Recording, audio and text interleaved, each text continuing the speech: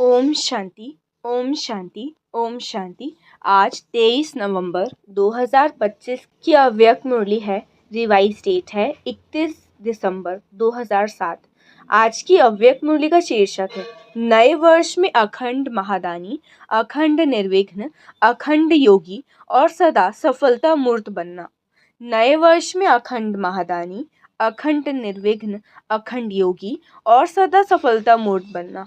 आज बाप दादा अपने सामने डबल सभा को देख रहे हैं। एक तो साकार में सम्मुख बैठे हैं, दूसरे दूर बैठे भी दिल के समीप दिखाई दे रहे हैं। दोनों सभाओं की श्रेष्ठ आत्माओं के मस्तक में आत्मदीप चमक रहा है। कितना सुंदर चमकता हुआ नजारा है। इतने सब एक संकल्प, एक रस स्थिति में स्थित परमात्म प्यार में लवलीन एकाग्र बुद्धि से स्नेह में समाये हुए कितने प्यारे लग रहे हैं। आप सभी भी आज विशेष नया वर्ष मनाने के लिए पहुंच गए हो। बाप दादा भी सभी बच्चों का उमंग उत्साह देख, चमकते हुए आत्मदीप को देख हर्षित हो रहे हैं। आज का दिन संगम का दिन है। एक वर्ष की पुराने की विदाई और नए वर्ष की बधाई होने वाली है। सदा नया वर्ष अर्थात नया उमंग और उत्साह स्व परिवर्तन का उमंग है। स्व प्राप्तियों को स्वयं में प्राप्त देख दिल में उत्साह है। दुनिया वाले भी ये उत्सव मनाते हैं, उन्हों के लिए एक दिन का उत्सव है और आप लकी लवली बच्चों के लिए संगम युग का हर दिन उत्सव है, क्योंकि खुशी का उत्साह है। दुनिया वाले बुझे हुए दीपक को जला के वर्ष मनाते हैं और आप इतने चारों ओर के जगे हुए दीपकों को भी जगाते हो और साथ नया वर्ष का उत्सव मनाने आए हो। ये तो रीति रस्म मनाने के लिए निमित्त मात्र करते हैं, लेकिन आप सभी जगे हुए दीपक हो। अपना चमकता हुआ दीप दिखाई देता है ना, जो अविनाशी दीप है। तो नए वर्ष में हर एक ने दिल में स्व प्रति, विश्व की आत्माओं प्रति कोई नया प्लान बनाया है। से 12 बजे के बाद नया वर्ष शुरू हो जाएगा। तो अब नए वर्ष को किस विशेष रूप में मनाएंगे?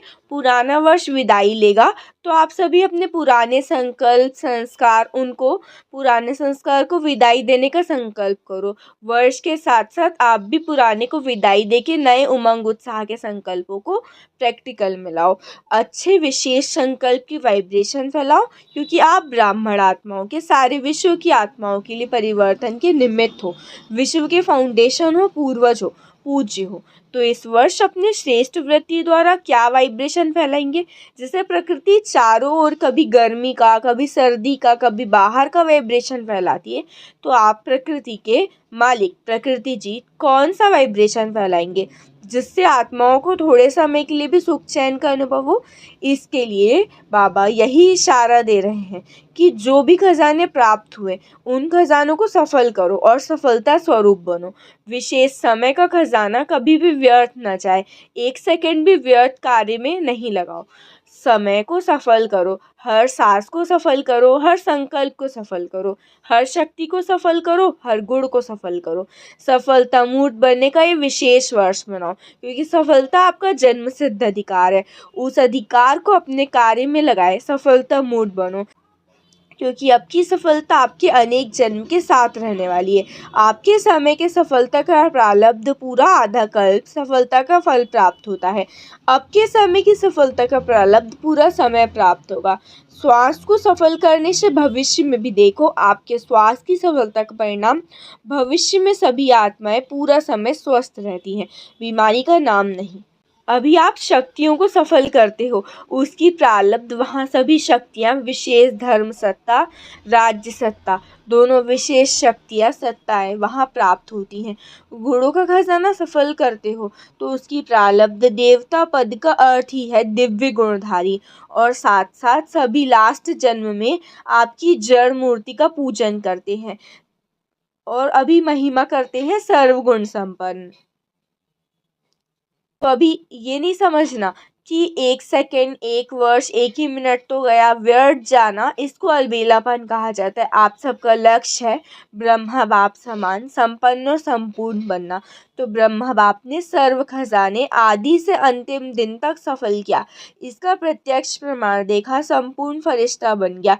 अपनी प्यारी दादी को भी देखा, सफल किया और औरों को भी सफल करने का सदा उमंग उत्साह बढ़ाया। तो ड्रामानुसार विशेष विश्व सेवा के अलौकिक पाठ के निमित्त बनी। इस वर्ष हर दिन अपना चार्ट रखना, सफल और व्यर्थ, क्या हुआ और कितना हुआ। अपनी दृढ़ संकल्प करो, सफलता मेरा जन्मसिद्ध अधिकार है और गले का हार है। अब 3 बातों का मंत्र याद रखना, जो जितना अलर्ट रहेंगे, फॉलो करेंगे, अलबेलापन खत्म होगा। अलबेलेपन के विशेष बोल बाप दादा बहुत सुन रहे हैं, जानते हो ना। अगर इन 3 शब्दों को निराकारी, निर्विकारी और निरहंकारी सदा अपने मन में रिवाइज और रियलाइज करते चलो तो ऑटोमेटिकली सहज और स्वतः समान बन ही जाएंगे। तो एक बात सफल करो और सफलता मूड बनो। महादानी बनो, लेकिन अखंड महादानी, अखंड अंडरलाइन, अखंड महादानी, अखंड योगी, अखंड निर्विघ्न। अभी इसकी आवश्यकता है। अगर अखंड हो गए, मनसा से शक्ति फैलाने की सेवा में बिजी रहो, वाचा से ज्ञान की सेवा और कर्म से गुणदान व गुण का सहयोग देने की सेवा करो। आजकल चाहे अज्ञानी आत्माएं हो चाहे ब्राह्मण हो, सभी को गुण का दान, गुणों का सहयोग देना आवश्यक है। अगर स्वयं सहज सिंपल रूप में सैंपल बन के रहे तो ऑटोमेटिक दूसरों को आपके गुणमूर्त का सहयोग स्वतः मिलेगा। आजकल ब्राह्मण आत्माएं भी सैंपल देखना चाहती है, सुनना नहीं चाहते। आपस में क्या कहते हो, कौन बना है, तो प्रत्यक्ष रूप में गुणमूर्त देखना चाहते हो।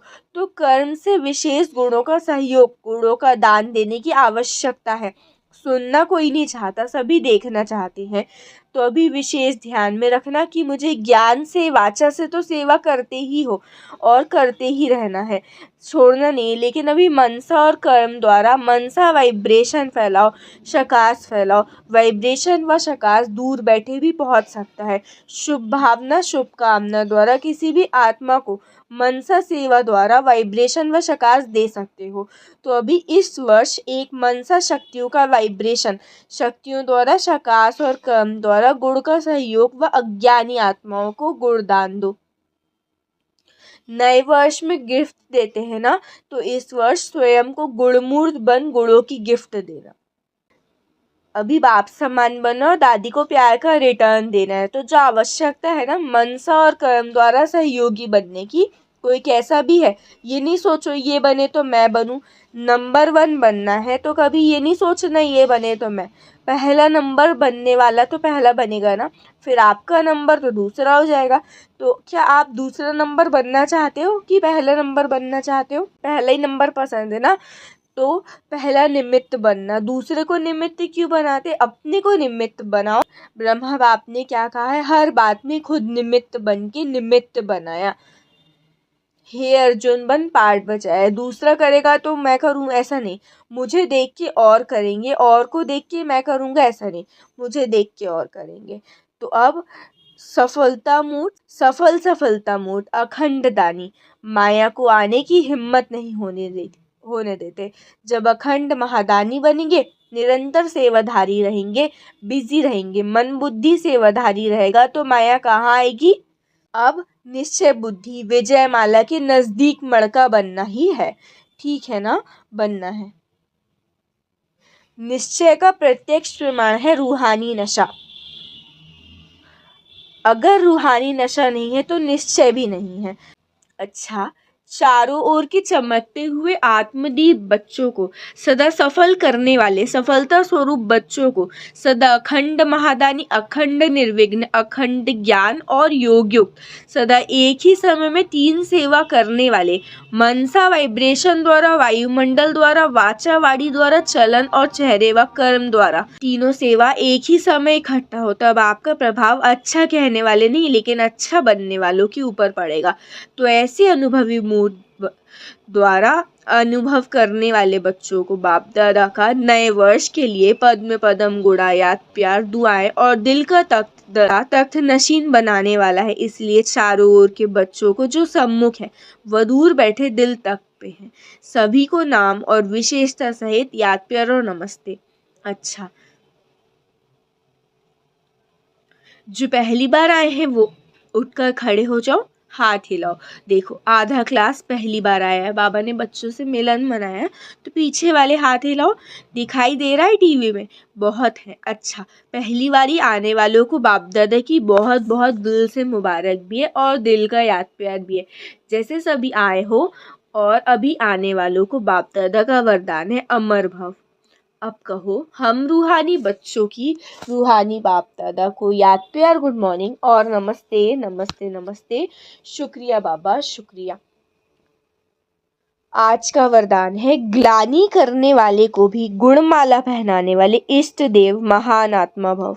ग्लानि करने वाले को भी गुणमाला पहनाने वाले इष्ट देव महान आत्मा भव। विस्तार, जैसे आजकल आप विशेष आत्माओं का स्वागत करते समय कोई गले में स्थूल माला डालते हैं तो आप डालने वाले के गले में रिटर्न कर देते हो, ऐसे ग्लानि करने वाले को भी आप गुणमाला पहनाओ तो वो स्वतः ही आपको गुणमाला रिटर्न करेंगे, क्योंकि ग्लानि करने वाले को गुणमाला पहनाना अर्थात जन्म जन्म के लिए भक्त निश्चित कर देना।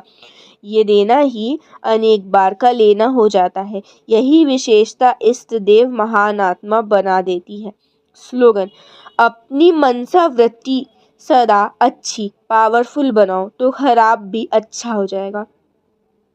अपनी मनसा वृत्ति सदा अच्छी पावरफुल बनाओ तो खराब भी अच्छा हो जाएगा। अव्यक्त इशारे, अशरीरी व विदेही स्थिति का अभ्यास बढ़ाओ। विस्तार, कितना भी कार्य की चारों ओर की खींचतान हो, बुद्धि सेवा के अर्थ में बिजी हो, ऐसे टाइम पर अशरीरी बनने का अभ्यास करके देखो। यथार्थ सेवा का कभी बंधन नहीं होता, क्योंकि योग युक्त युक्ति युक्त सेवाधारी सदा सेवा करते भी उपराम रहते हैं। ऐसे नहीं कि सेवा ज़्यादा इसलिए अशरीरी नहीं बन सकते। याद रखो, मेरी सेवा नहीं बाप ने दी है तो निर्बंधन रहेंगे। अच्छा, ओम शांति, ओम शांति, ओम शांति।